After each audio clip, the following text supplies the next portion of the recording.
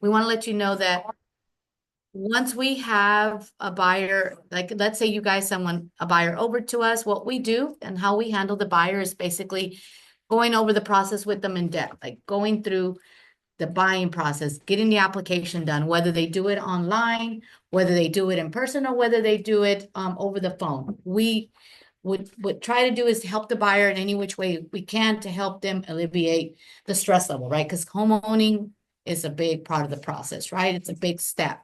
And so we want to help the buyers to ease that, and help them to, get into that home. But with that, we also, go over and through the details about the payment, the interest rate, and then what products and programs we offer. We give them a list of the documents we also need as well. Documents such as pay stubs, bank statements, W-2s, stuff like that. The natural documentation, the stuff that we actually can attain as soon as possible to be able to give a more thorough pre-approval, especially for you agents, because we also want to make sure that we pre-qualified your buyer the most proper way, right? By looking at their credit, looking at their income and their assets. We have a lot of buyers that sometimes we need credit repair, right? They need that extra push. So what do we do? Do we help them through that process? Absolutely, we do, right? We guide them, we explain to them the credit report. Like if they need some help, then we tell them what things they can pay down or pay off to help boost their scores. Say someone needs to get a new secure card, we help them with that as well. Like we'll tell them go ahead and apply online right now with this company or that company. And those are the ones that are going to help them boost up those scores right away. Once we know what their plan is, maybe 3 months or 6 months or less time, maybe it's going to take a year, but we explain all that to them because we want them to be able to get into a home, whether it's 3 months from now, 6 months from now, or even a year from now, and the benefits of owning in a home, not just getting them into a home, right? And then we talk to them about the after, like the budget that they, what comes with purchasing a home and staying on that budget and maintaining like the expenses that come with. So we want to help the buyer in the beginning, and we also want to give them advice on the after, right? Because they're getting into a home that they're going to incur other debts that are not usual when you're renting, right? So Tristan, he and I have been working together for a while now. We came from a previous company and we stayed together, and he's going to be the go-to person. But if Tristan needs any help, I'm going to be here to help him. Again, we have a team behind us that can help him as well. He's pretty much available most anytime, I would assume, as well as I am. We work like you guys around the clock, right? Unless we're sleeping, we're working, right? So if you need us on the weekend and you've got a hot buyer, please let us know. We will jump on the phone with them right away. We'll get them on the application. We'll get them to go online and fill out the app, whatever's going to be convenient, because we want to be able to keep that motivation with the buyer. We don't want to lose them while they're there. Maybe you're showing them a house at an open house and they don't have a lender and they need to get pre-qualified. Let us know. We can get on the phone. If we're not available, text us, if we're not answering. We're always going to be, my phone is always attached to me, just like Tristan's is and like my other two team members. We're here to make this process as smooth as possible, not only for you guys, but for the buyer's sake, right? Not only for you guys as well, but also the listing side. There's the milestone updates that everybody gets, right? How is the progress of the loan coming along, right? What sets us apart from other lenders, and a lot of people ask me, what's the difference between you and someone else, Joanne or Tristan, right? It's a communication. We try to have as much communication as possible, and that is key. Even if it's not good news, meaning I don't have an update yet because underwriting is still looking at the file or appraisal's not in yet, we have to let everybody know this is what's going on. We always communicate, whether we're calling you, whether we're texting you, whether we're sending you an email, we're going to always communicate with you on how the progress of the buyer's home loan is coming along. As soon as you send someone over, we've got them pre-approved. We send you over the pre-approval letter. We turn it over to the buyer to your hands. We let the buyer know the do's and the don'ts. Don't open any new lines of credit. Don't deposit any large cash. Don't switch jobs in the process. Those are all important things that we let the buyer know. Again, it's being as thorough, communicative, informative as much as possible for you buyers, for y'all's, for our sake and for the buyer's sake, right? So we've left a lot of information here for you guys to look over. Tristan is He can send over these flyers to y'all by email. We also have flyers for like open houses. If you guys need flyers, we'd be more than willing to get those for you guys. Tristan is good about being at open houses as well on the weekend if you need someone. And you just let us know in advance and we'll, come and join you guys and be a part of that. So do y'all have any questions for us at this time? I have one. Okay, Yes. you mentioned the open house flyers. Do your flyers, like give a breakdown of, based on this price, this is what your monthly note would be, this is what your down payment would be? We could set it up to give an estimate. Okay. Yes. All right. So for agents doing open houses, I think that's a great idea for you to. We can give a comparison, Yeah. conventional FHA, VA, or, Nice. something around the lines. We don't specify the actual rate, guys, and the reason is because the rate changes daily, right? Mhm. But there's always that fine print at the bottom, right? We want to help the buyer get in the home, obviously, with as little as possible out of their pocket. Some buyers can, some buyers can't. I just pre-qualified someone the other day on a 565 credit score, 10% down.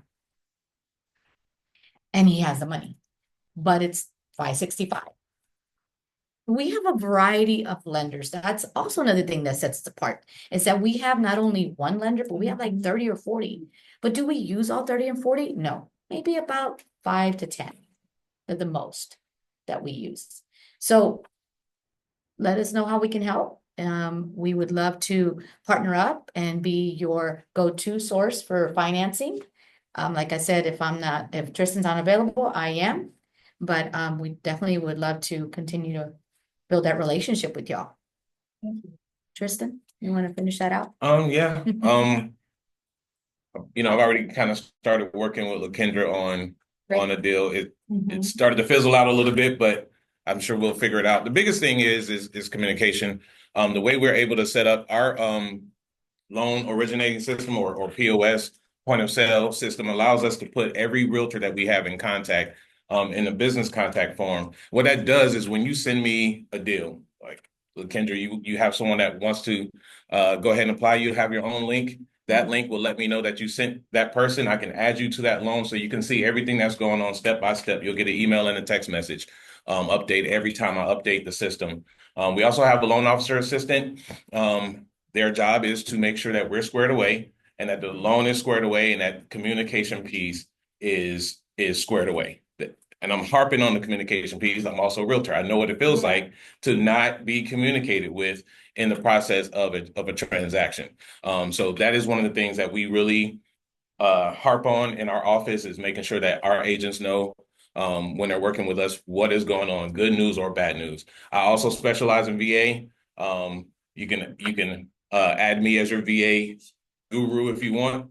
But we do every deal. I mean, we have, like we said, DSCR deals, we have bank statement, we have P&L, we have 1 year 1099 products as well. So we have a variety of ways to help you get more borrowers through the door, more cash in your pocket, and more closings for the entire brokerage. So if you have any questions, if you have a scenario that you're like, hey, I don't know if this works, just give us a call and we'll try and help you figure it out.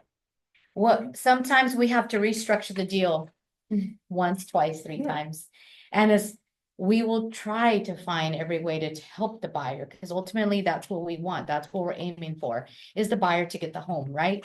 And however, if we can't do it, then we can't do it, right? But we want to be upfront. We want to be forward. We want to give you guys to the point. If there's a particular scenario, maybe we need some extra time, but typically it's not that long to get a pre-approval. Again, there's so many products out there, and one might fit better than the other, or maybe not, but let us know. Like Tristan said, we are here to help you, and we're hoping to continue to build this relationship with y'all. We appreciate y'all having us here, and we hope that we can speak to you soon again. All right. All right. Thanks, guys. All right. Pleasure to meet you. Okay. Well, let's go. Finish with your doing your set. Y'all know, I know y'all say y'all have a presenter too. Yes.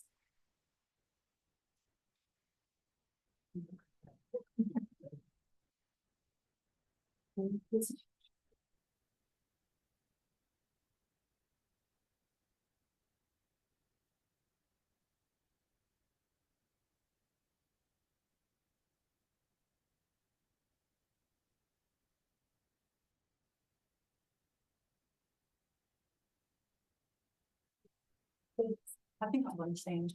Okay.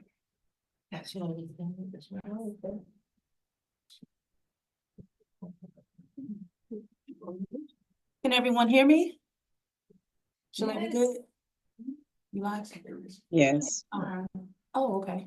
Hi, everyone. How are you doing? Thank you so much for participating and attending this training today. For those of you who are here in person, who are on Zoom or via social media, my name is Lakendra Coffman Harper. I am broker of the 5-star team, and today we're doing a training on working with out-of-town clients. So I just kind of wanted to give a recap because we started out with one of our team members who is also a loan officer. And I want to stress the benefit of having someone so close within reach who does loans. Agents, having somebody that you can contact directly to refer your clients to, it just kind of creates that team concept. We all know I'm big on team, right? So when you come into contact with a client who doesn't have a lender, you can confidently say, oh yeah, well, I have a team member I can contact. I can reach out to him now and, put you in touch with him to get you pre-qualified. He's not the only lender that we have on the team. It is a benefit that we have loan officers on our team as realtors. We also have partner lenders as well that we work with. We also have someone in insurance now who we've partnered with to be our main source for that. So I want you all to keep that in mind because as agents, that is going to allow you all to work more efficiently and just give your client the confidence that you got it all. Okay, so if they already don't have that approval, if they don't have an insurance person already, if they don't have an inspector already, you have someone that you can immediately, yeah, this person's on my team and I can put them in contact with you. Okay, so keep that in mind. Now, working with out-of-town clients. I want to hear from you all, and I need to be set up where I can see comments like some pros and cons of working with clients who are purchasing or selling their home from another city or another state. Anybody? Pros, cons, anything in between. What are pros and cons of working with a buyer or seller from another city or another state?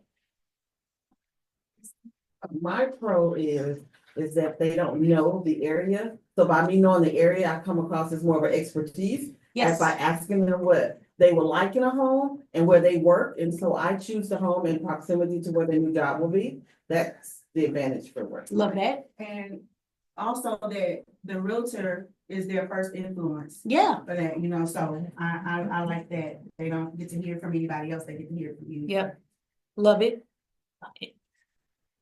Oh, any cons? Any cons? Can anyone name a con of working with a buyer who is from another city or state or a seller? I mean, so I could say it the opposite way of what Ms. Jackie said. There you go. When they come, they're not really, they're not really knowing. So, it's kind of stepping on eggshells for them, because they're gonna be a little scared and. You're exactly right. So, okay. Until Shay comes back, I'm just gonna touch on this. Then also, cause I did work with somebody that was out in another state, but they were still in Florida. And I was trying to find places for them. So a lot of times when you're doing a video call or something like that, you really can't see the house the way you want to. So then when they come in and then they see the house, really, then it's like, oh, no, that's not what I want. Yeah. So, yeah. Okay. I think we've all made great points here because I've come in contact with some agents who say, I love working with out-of-town buyers. I can kind of do my thing. I can select the properties. It's less distraction, less interference. And that can be a pro. That can be a great, it can make your job easier. It can also make it more difficult. It can also make it more difficult. It can also make it more stressful because they are not here. They're not here. They may not be familiar with the area. They may not be familiar with the city at all. So just as some see it as, I don't have the distraction of this client in my face with all these millions of questions, an agent may feel like this client is not here to see this. And I want them in person because I want them to be able to ask these millions of questions. Okay. So you as an agent, it's your job to be able to just balance between the two. Myself, I don't necessarily see it as a pro or a con. I will tell you this. The pressure is more because you are their eyes. Okay? That is something that you have to understand as an agent, and you're working with a client who is living in another city, relocating from another state, from another country, what have you. I've worked with it all and everything in between. But you are their eyes. So you're working times too, for you and for them, right? And you want to make sure that not only they are confident in the decision that they're making, but they're confident in you. Okay? So I don't want you to just think that they're not in my face to bother me. Right. No, just understand that your advocacy for them then becomes, that much more amplified, right? And they are depending on you more than ever. So you really want to make sure that you are acting diligently and really working in their best interest. So I do take it much more seriously when I'm working with the out-of-town buyer. For you all who are out here, I can't seem to get off my first page yet. I don't know how to click yet. But when you're screening someone who is purchasing, introduction. Hey, everybody. I already introduced myself. Y'all know what I do, how long I've been doing this. I'm 18 years in now. Okay. Serving out-of-state buyers requires extra effort. This is exactly the point that I was touching on. For you as an agent, don't minimize the effort that it takes on your part to do your job efficiently, okay? And I was just saying, as an agent who is screening an out-of-town buyer, a buyer who's living in another city, who's living in another state, what are some questions that you ask them to make sure that you are going to be able to fully service them to the best of your ability? I mean, I would ask them, like, give me like your, like some things that you feel like, or like a need, like something, something you wouldn't want to live without, Okay, like, so you're asking it's them really maybe their important. wants and needs. Yeah, like Okay. it's really important so that I can know when I'm looking Yeah. for this in each, so. That's a great point. Anything else? The schools. Yes. Schools may be important to some buyers, especially if they have school-age children or they're planning to have children in the future. Schools may be a very sensitive point to them. I mean, I think you were basically asking the same question as somebody that was living in town. But you might wanna, like you said, schools, the neighborhood, Location. location, whether they wanna be close to a bayou that's in back of their backyard, or because, I mean, we have some properties that have that. I know with me, I'm not a realtor, but I was told by a realtor to attend. I know with me, another option, because I moved, well, I'm from South Louisiana, but I lived in Georgia for the past few years, and I've relocated back here. Another option, especially being from Louisiana, is flooding. That's a big thing for me. Exactly. True. So these are, everyone asked good questions. I implore you all to dive a little deeper. My first question to someone relocating here is, one, have you ever been to Houston?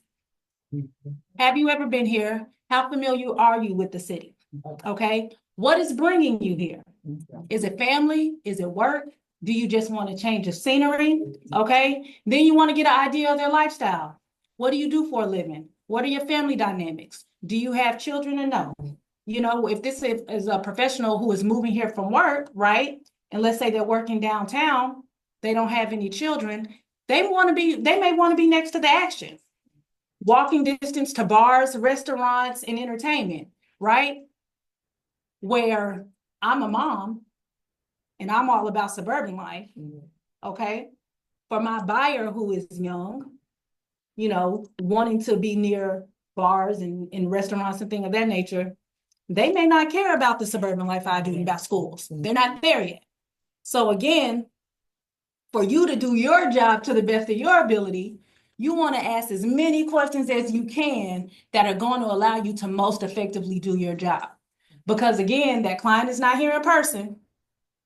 And if you haven't had that real conversation with them about their family dynamics, and you're showing them all of these homes that are in Pearland, that are in Richmond, that are in Sugarland, that are 30, 45 minutes from their job, they may feel like you aren't really listening to them or just giving them what they want, right? So you want to make sure that you are being as effective as possible. And the more that you know about them, the more it's going to allow you to find the best property for them. Okay? So for those of you, whether you're online, you're on Facebook, I want you to take notes. You need to ask what's bringing them here, how familiar they are with the city. Try to find out those family dynamics. Those are the first key questions that I'm asking. Yeah, you must have a different checklist for in-state versus out-state buyers. Definitely. Because if not, you're gonna get caught in that trick bag every time. So for the person that says, ask them the same questions or something like that, now my mind immediately went to, I have a totally different set of questions from them. Correct. It's a totally different monster, so to speak, that you get ready to deal with. Yes, I agree.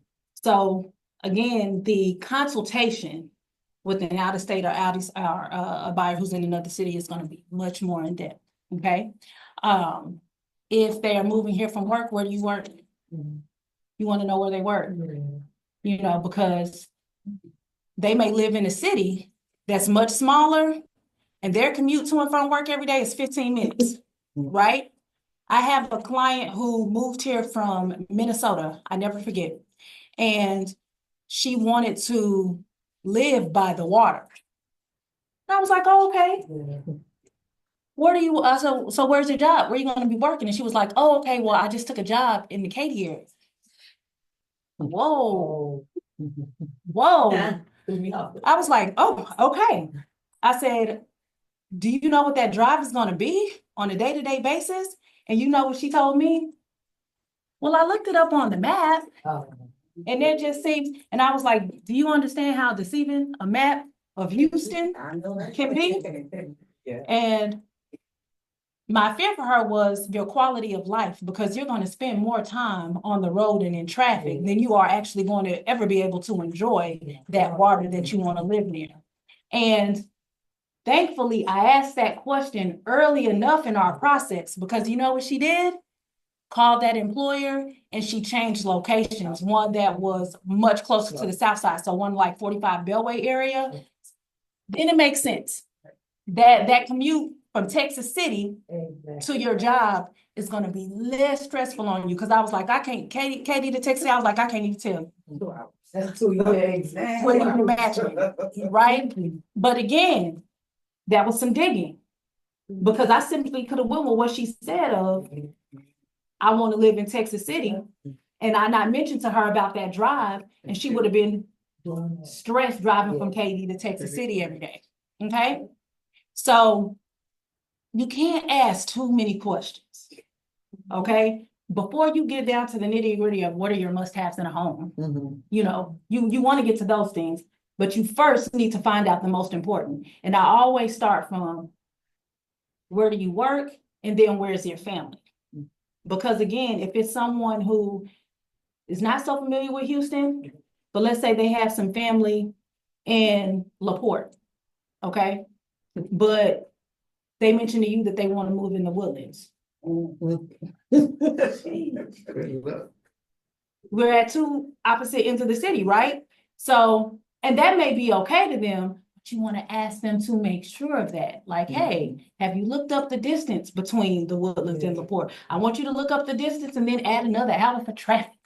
Yeah. You know, like consider those things, because a lot of people who are not from here, they hear areas and those areas stick in their minds. Oh, like I hear Katy's nice. I hear the Woodlands nice. Oh, I hear Sienna's. People hear those things and then they hold on to that. But we all as professionals, and I'll tell anyone, every end of Houston has a desirable community, neighborhood, astute end. If you just want something that's nice and family oriented, we can find that on any end of this town. That's the great thing about Houston. So let's start from family and work. And then from there, we can bring in other areas. Right. There's a client who, he was moving here from North Carolina. We're a little bit delayed now because he has some credit things to work on, but he was, asking me about the Katy area, but his family was like Spring. So I was like, okay. And I was like, well, what drew you to Katy? Yeah. You know, and oh, I see it online all the time, you know, and the communities look nice. We can find that. I was like, would you be happy if you found something like that closer to your family? Right? And he was like, I'd be open to it. Perfect. So I found him some communities in Humble. You're going to be much more closer to your family. These communities offer the same amenities. They also have new construction. The schools that they zone to are, you know, reputable schools. So it's your job. It's your job as agent to try to exhaust all of those options, right? And present new information to these clients that they may not have otherwise considered. Okay?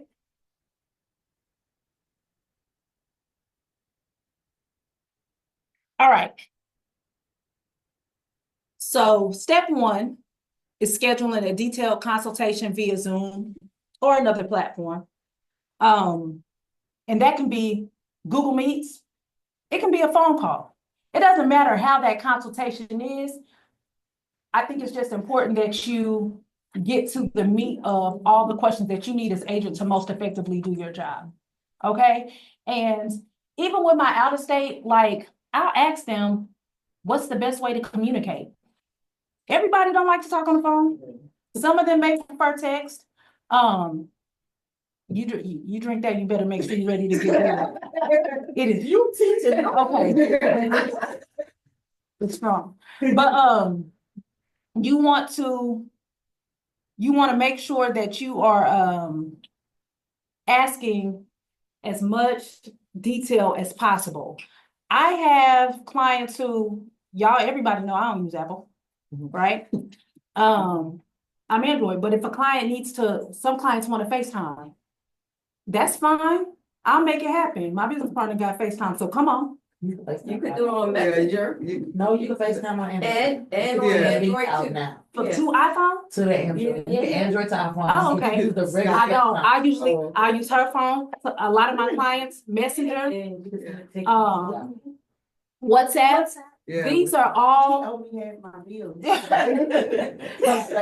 are all platforms that you can employ to be able to communicate with your clients, okay? I had a client I sold to last year from California who WhatsApp was his thing. He called me on WhatsApp, he texted me on WhatsApp, you know. So knowing the best way in which your client prefers to communicate, again, it's going to help you to most effectively do your job. And try to accommodate as much as possible. Some clients are not necessarily tech savvy. So you may have to maybe find a family member or a daughter or a son who has the technology that you need to be able to effectively do your job. I had a client in Dallas. FaceTime was a no. WhatsApp was a no. Like everything was a no, right? But you know what he had? A sister. Oh. Who already lived in the area of where he was wanting to buy. So that's who we work with. We work with the sister, right? Now, if you're talking to someone on the phone,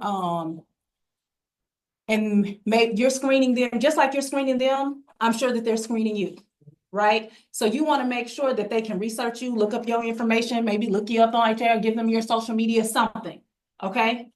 Because it's going to make them feel more comfortable that you are the qualified professional to do what it is that you do, right? And I know that y'all are.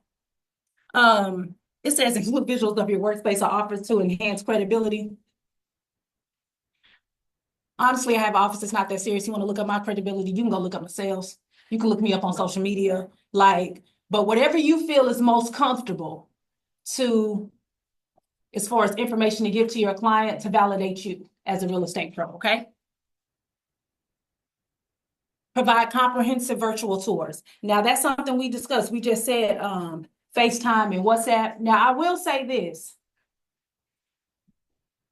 Even if I'm doing a video call, like with FaceTime or whatever, even if I'm doing that, you know what I'm still doing? still going to get my own video, a more detailed video, because there may be things that don't pick up that they're unable to see in that FaceTime call. So remember I told you the client who had the sister, right? So when we walked to the property, the sister's just, everything's beautiful, everything's great, everything. And I'm looking at some stuff like, oh, I need you to see this crack. Do you see this? Okay, this fireplace, it has this over it. Gives me the clue that it may not work. Like I want you, you know, making him aware of it. So we had sister here and she had him on FaceTime, but I still went and did my own video. And I told him, I need you to go and watch this video and I want you to pay attention to the key items that I pointed out. Because I need you to take inventory of these things to determine if this is something that you still want to pursue. Is this an issue to you or no? You know, no, the home itself was nice, but there was a lot of like maybe DIY stuff. So I just wanted to make sure, because I need you to be confident. I need you to be confident in what it is that you are wanting to pursue and that the job that I'm doing. So I tell you, by the time he decided he wanted to make an offer on it, I had pointed out anything that I thought could potentially be a concern, a negative, a con, or what have you. Okay, so he was, by the time he came to Houston, he was, you know, decently confident in his decision. Now, another thing I recommend, in my first consultation with a buyer, like I said, I'm asking all those questions, will bring you here, your family dynamics and all of that, right? But I'm always going to ask you, in the event I visit a home and it is the perfect home and you fall in love and decide to make an offer on it, can you get here for the inspection? Right. I'd at least like you to get here for the inspection, if at all possible, because with that interaction with the inspector, I don't have that level of expertise. And for my buyer, I feel like it's at least going to give you the opportunity to ask any questions that you may have, or for the inspector just to give you any tips like, hey, this may not be an issue now. You may have a couple more years of life, just things like that.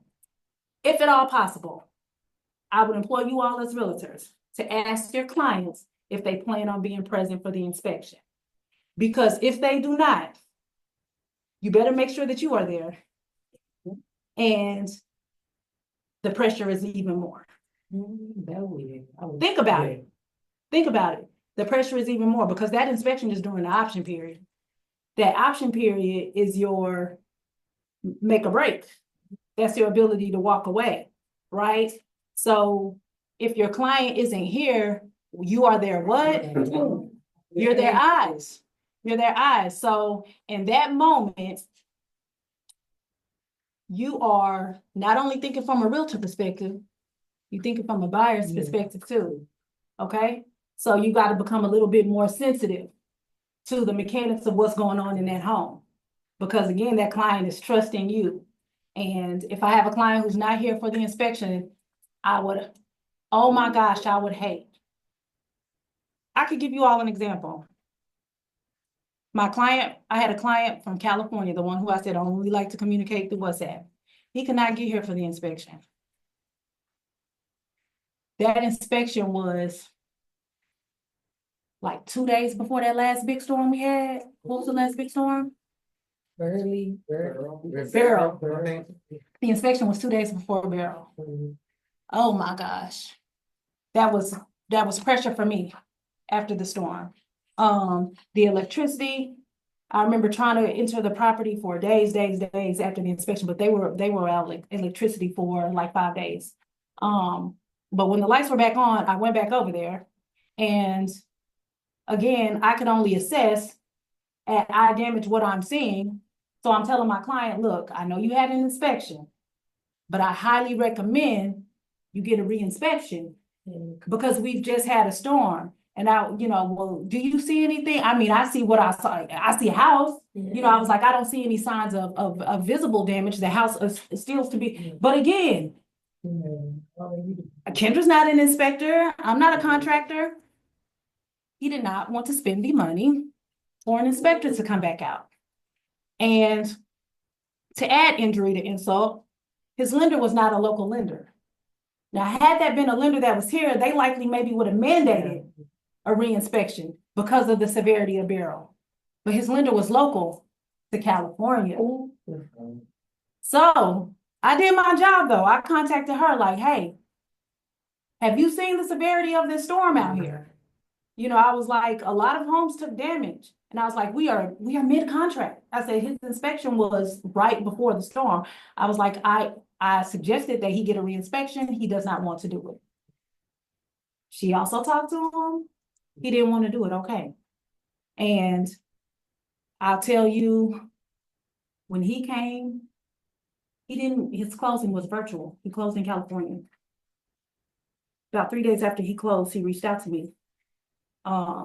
He was doing some remodel work in the restroom, but he found a leak. He found a leak behind the tile or something. And I was like, I can't say that it was from the storm. I can't say, I don't know.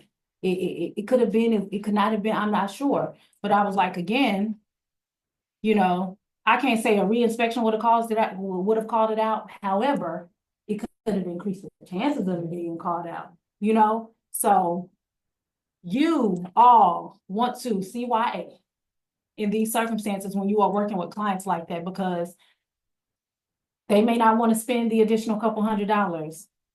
But what you want to tell them as a professional is, you know, for peace of mind, I highly recommend that you do. And like I had to tell, because even in the days when I was trying to get back out to the property, well, my cousin said it's not bad out there, it's sunny today. And I was like, that has nothing to do with lights. No. I was like, you know, the electricity is not on. He had no idea of the magnitude of Beryl. He had no idea of it. So, you know, he's just going by now. And maybe your friend didn't take any damage.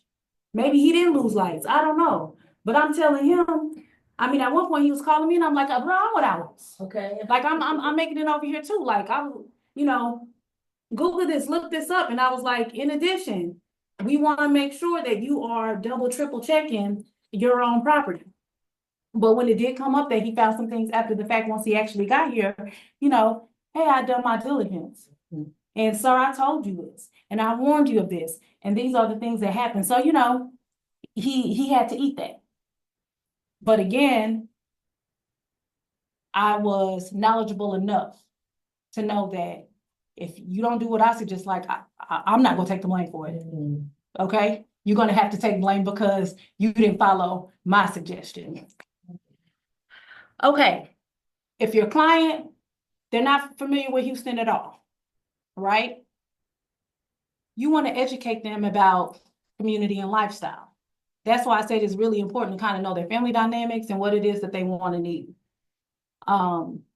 If I move into another city and you're showing me condos and little townhomes and places with no parking, I'm going to be real aggravated because that is everything opposite of my lifestyle, right?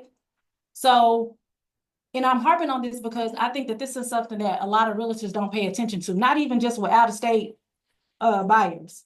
A lot of times you tend to show buyers things that you want to see. Right. No one cares about your BTSA, right? No one cares that they're offering 4%. Listen to what the client wants, listen to what the client needs, okay? You want to share information about schools, parks, restaurants, shopping centers. I know that when I'm working with a buyer who's not here, I'm not just showing them the house. I'm trying to give you street view of the community. Look at your neighbors. Okay. Here's the local school. If you have a child in school, this is likely where they'll be attending. And I'm also suggesting that they look that up themselves. Do research. You know, we can't steer. So I'm not about to feed you with a bunch of, you know, crime statistics and whatnot. But I recommend you do your own research on it. You do. There's some hot properties from Zillow, right? That I know when that property hits, like, man, we're about to get hit with 1 million calls about this. There'll be people calling from California. There'll be people calling from New York because they see this beautiful home and they see this low price. Now, how familiar are you with Houston? Oh, well, you know, I have friends who live there. Okay. Are you familiar with this home and the location? Well, no, but it's a beautiful house. Hey, just look it up on Google Maps. Right. Just Google it. I didn't Google it. Do Google Street View. I went to your house last week and it was cheap and I said, oh my God, it's nice. And I passed by the location. It was the nicest house on the block See? and I kept going. Yeah. But sometimes, depending on what's important to you. Now, there may be a client who doesn't mind that so much. It's one house, gosh, I forget the name of that street. Me and Shalette have showed this house a million times. But when anybody calls me from out of town about it, the first thing I ask them is go do a Google Street View. Yeah. Because this home is in an unrestricted community. Okay? Unrestricted meaning there is no HOA, right? And many people will hear that and be like, great, I hate HOAs. I do too, but I don't hate them enough to not live in them. Because you can do what you want with your home, but keep in mind your neighbor can too. So you can hate the goats, you can hate the purple paint, you can hate, right? But when you're living with, when you're living non-restricted, you have to be cognitive. You have to be mindful of those things. So there were a few clients who I asked to look it up on Street View and they called me back like, thank you so much for that. Hey, I'm always going to recommend that. You need to give yourself as many tools as possible, as much research as possible when you are looking at a property, especially from out of state or in another city and you're not familiar. Because just seeing that property itself, yeah, it looked beautiful. It's a huge home, gated, 5 bedrooms. Yeah, but that street view was gonna tell you what's here, what's across the street. And then you can see why the home is still on the market, you know, at this price point. You know the house I'm talking about. Yes. I forget the name of the street.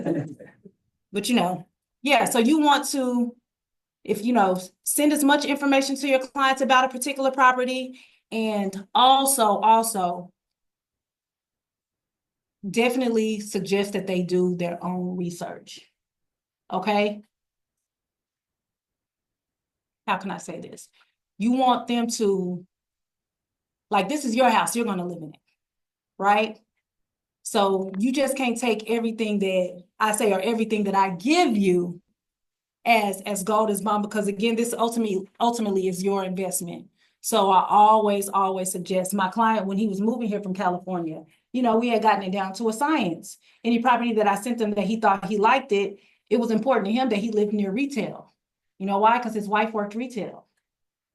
And he wanted it to be somewhere close, where even if she potentially had to walk, she could do that.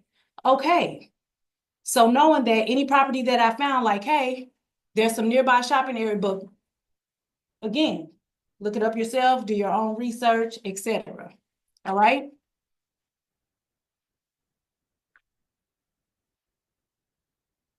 Now, providing detailed descriptions and compare properties using visuals. Again, I'm always going to recommend that, and even doing comps, especially if it's an investor who's out of state or out of city. And usually that's the first thing that they're going to ask you for. Typically, an investor, the first thing I want to see, can you send me rental comps? Can you send me sale comps? So be prepared to do that. Investors, I will say, tend to be a little bit more, I don't want to say flexible, but they're riskier. They'll take more risk. Okay? So buying an ugly house, not the best location, investors are looking with a totally different mindset.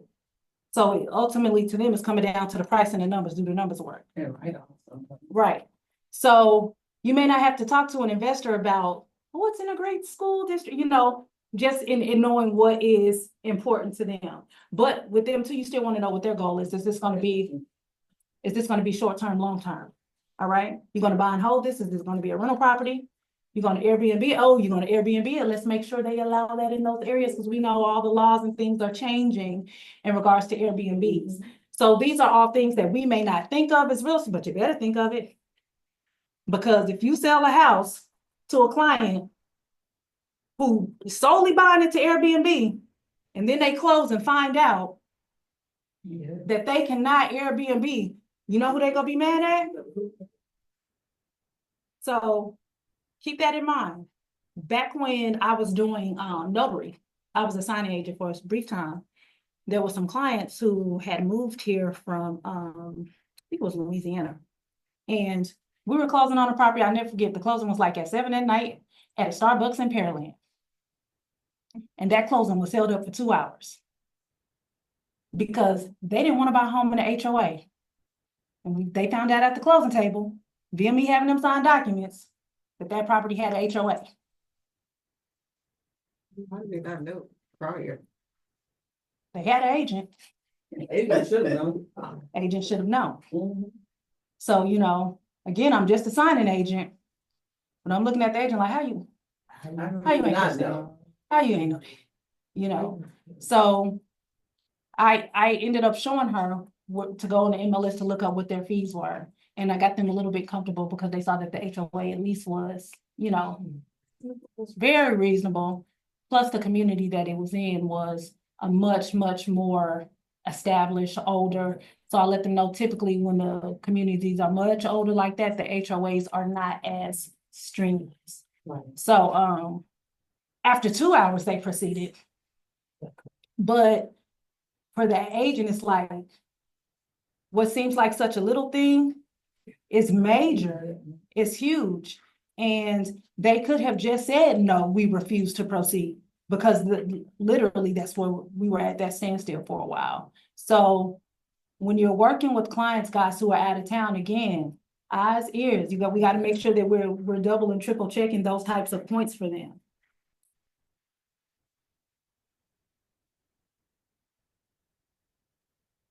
Okay, so we've already discussed how important the communication is with them.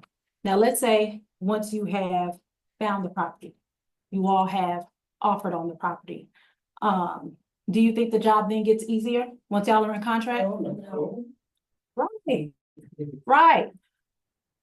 What are some reasons why you think it gets more difficult at that point? Because people go and buy stuff and credit cards and go buy a car, they, you know, just Right, stuff like that. And then they just change their mind and say, oh, they get afraid or scared and don't want to go through with it. I love that you said that.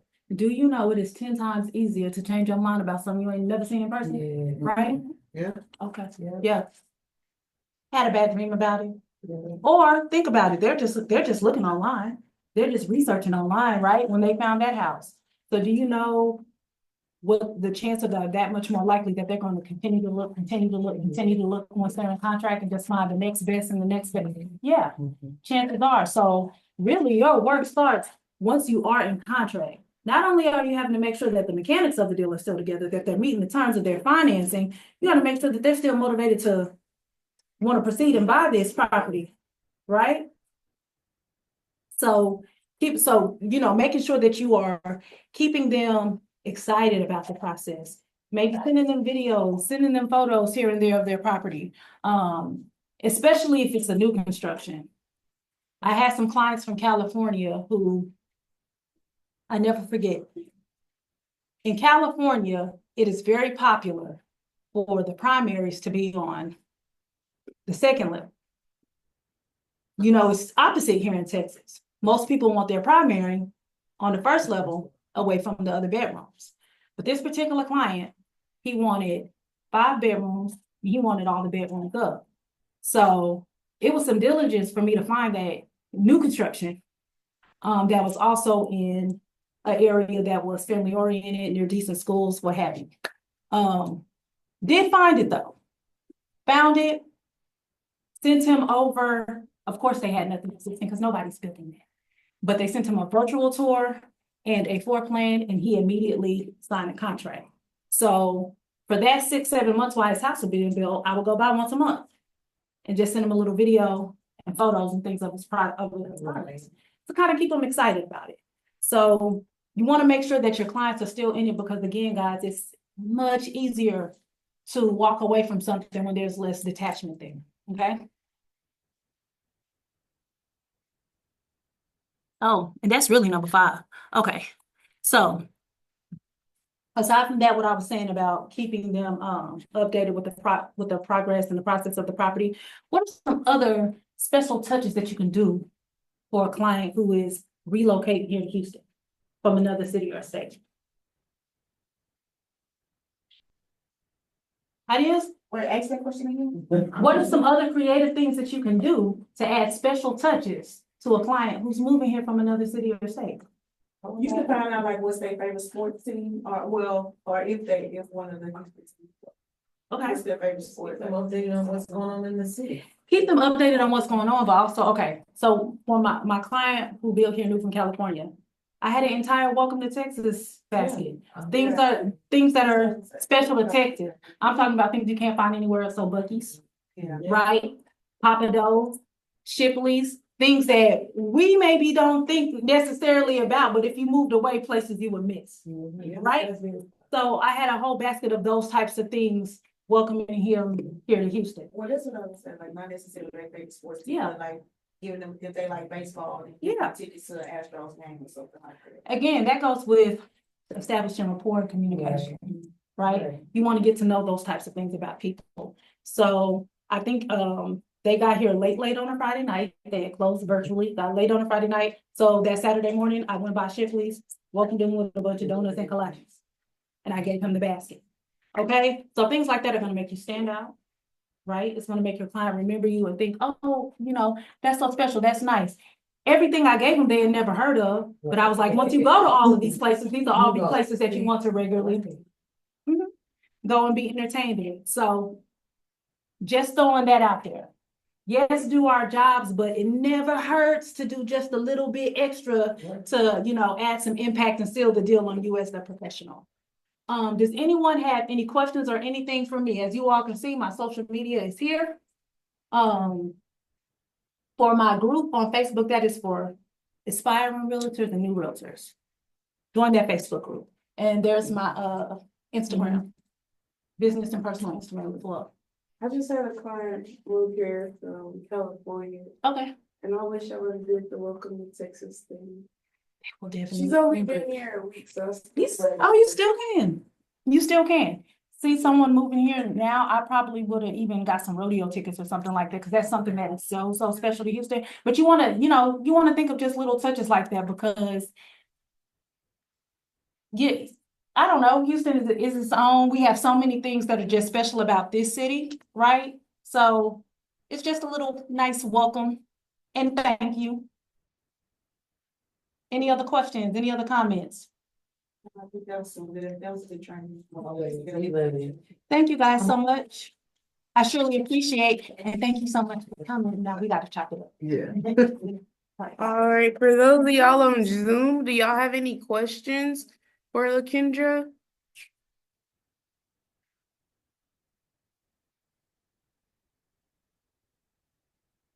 Hello, can y'all hear? Yes, no, maybe so. No, great presentation. All right, well, thank you, Dora. And thank you all for joining. If there's nothing else, we are going to go ahead and let you all go, and y'all have a great afternoon. Thank you. Thank you to Lakendra.